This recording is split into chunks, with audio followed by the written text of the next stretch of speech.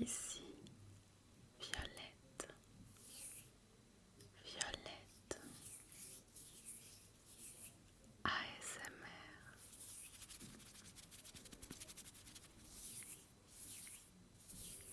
On se retrouve aujourd'hui pour notre rendez-vous lecture, review lecture, pour mes lectures du mois avril, mai et juin.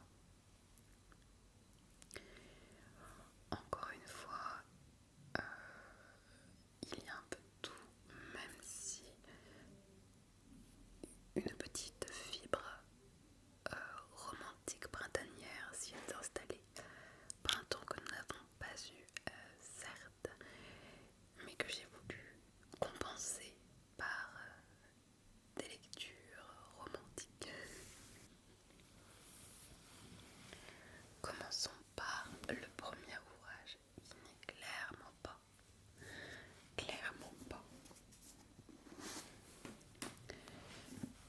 d'ordre romantique, vu qu'il s'agit d'une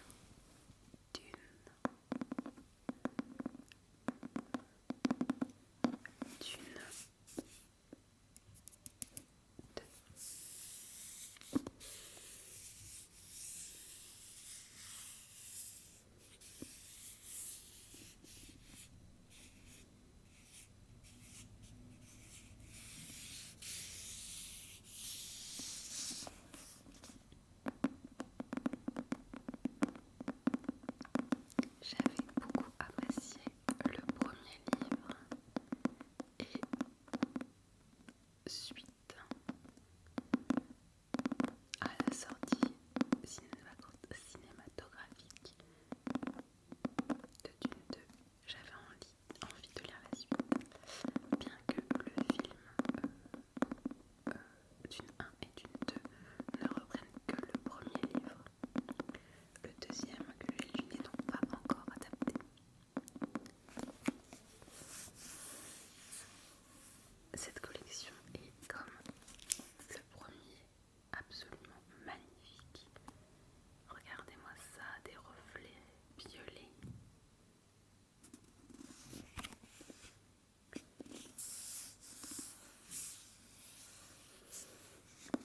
Superbe édition.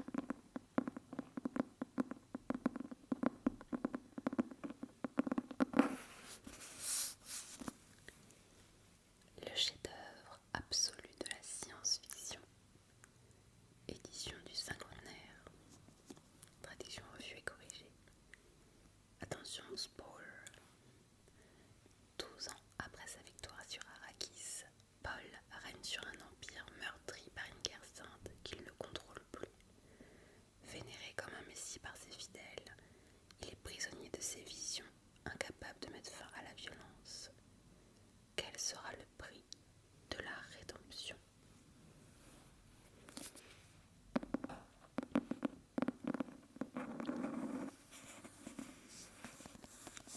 Vraiment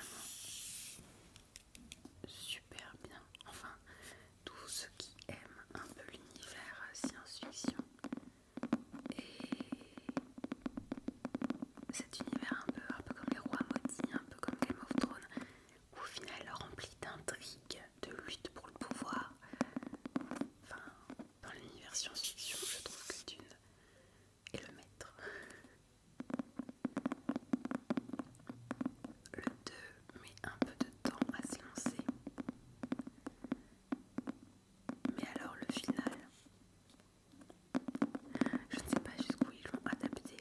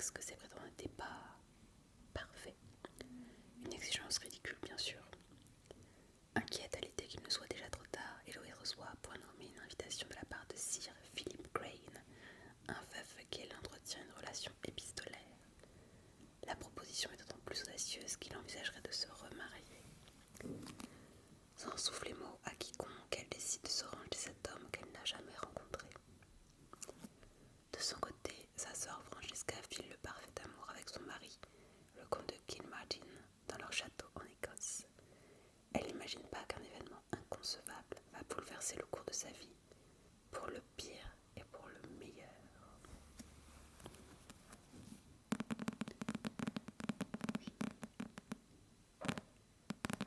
J'ai beaucoup aimé les histoires d'Héloïse et Francesca, avec une nette préférence pour celle de Francesca quand même. Mais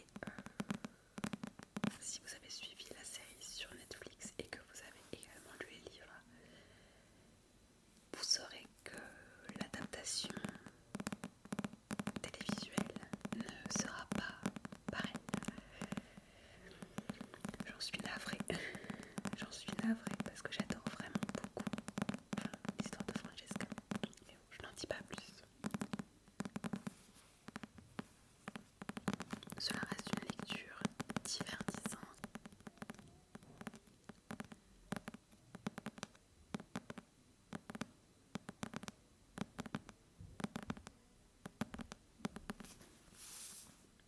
Voilà. Emportée par ma vague féministe et féminine,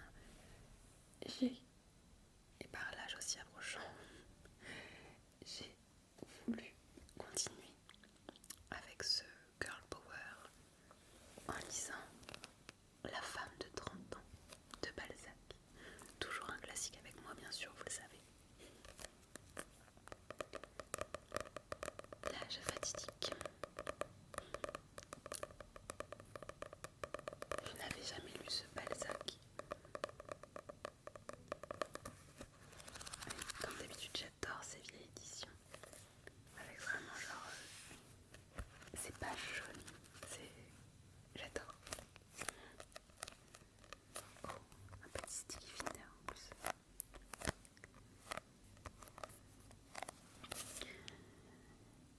J'ai eu un peu de mal avec ce livre. Désolée, déception. Comme toujours, c'est superbement bien écrit, mais ça met du temps à se lancer. Ça peut être le point faible de Balzac. Beaucoup de descriptions, et au final, on a du mal des fois à rentrer dedans. Et en fait, ce qui m'a aussi particulièrement dérangée, on va dire, c'est que le personnage principal, au début, en fait, je compatissais, j'avais de la pitié un peu pour elle, et en fait, elle est très pessimiste, ce qui fait qu'en fait, à un moment dans le livre, un long moment, elle ne fait que se plaindre et est devenue aigrie par la vie, par les tourments qu'elle a subis, ce que j'entends et ce que je peux comprendre. Mais en fait, ce qui la rend très antipathique, car elle est vraiment aigrie et injuste, notamment avec sa fille aînée. Enfin, on ne l'aime plus. Donc j'ai eu du mal à terminer le livre parce qu'en fait, j'avoue que je la détestais un petit peu, quoi. Après, c'est pas sa faute si elle est devenue comme ça, mais quand on n'a plus l'affect pour le personnage principal, c'est compliqué.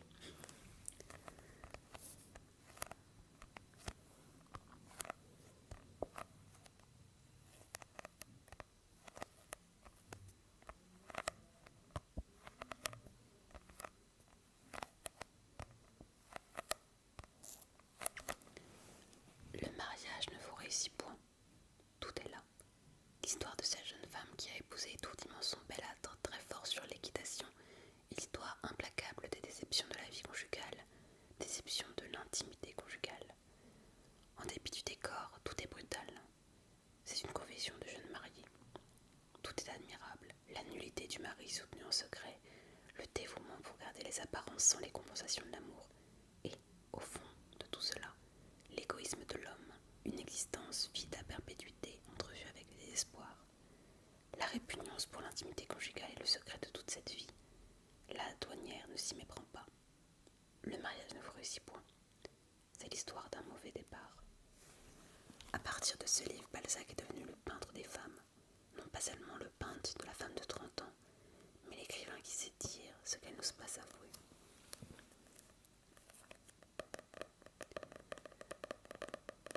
Après, encore une fois, c'est superbement écrit et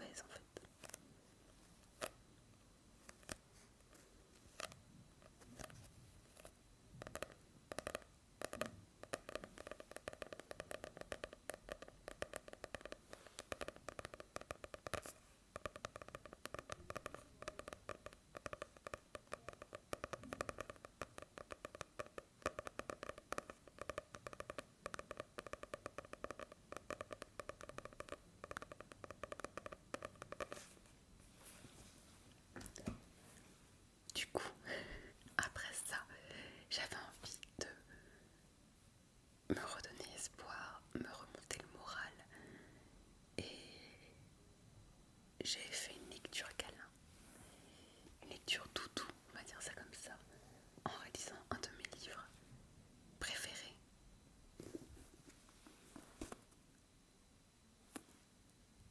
Raison et sentiment de Jane Austen, ou autrement appelé Le cœur et la raison.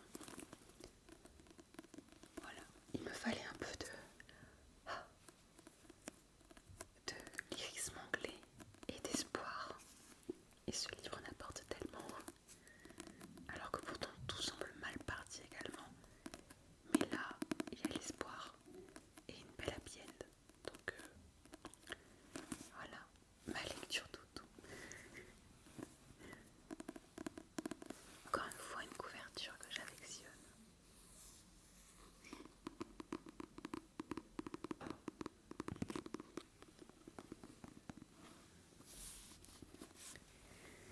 Sense and Sensibility est le premier roman que publia Jane Austen.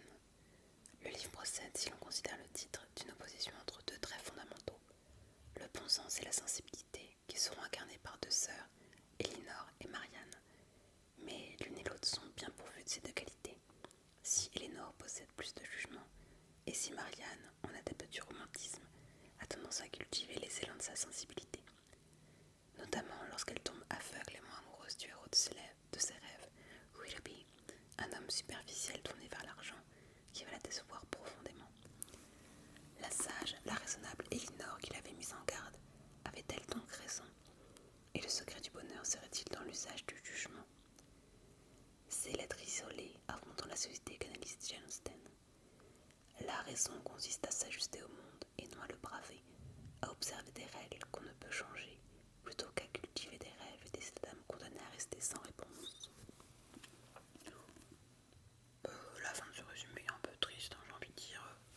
Ayez toujours des rêves. Je venais pile de vous dire que c'était un livre avec de l'espoir. Et là, cette fin de résumé balaye tout. N'écoutez pas tout le résumé, donc restez sur le fait que voilà, c'est l'histoire de deux sœurs, effectivement, avec des sensibilités différentes, car ça serait très réducteur, encore une fois, de dire qu'Elinor n'a pas de sensibilité. C'est juste que, voilà, il y a le cœur et la raison, et Elinor, en cas de doute, suivra sa raison, tandis que Marianne suivra son cœur. Mais toutes deux sont pourvues de sensibilité et de raison. Juste au moment de trancher, voilà, elles prennent des chemins différents. Et toutes les deux vont subir des déceptions. Très bonne adaptation d'ailleurs aussi de la BBC, il me semble. Non. Il existe aussi une très bonne adaptation cinématographique, un film de 96 il me semble, avec un panel d'acteurs.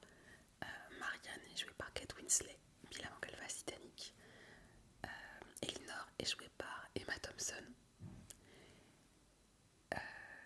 Un prétendant que vous verrez, Edward, est joué par Hugh Grant. Et il y a même aussi Alan Rickman. Enfin, franchement, un casting de fou et une bonne adaptation de ce livre merveilleux que je préfère à Orgueil et Préjugés. J'adore Orgueil et Préjugés, mais je crois que je préfère encore plus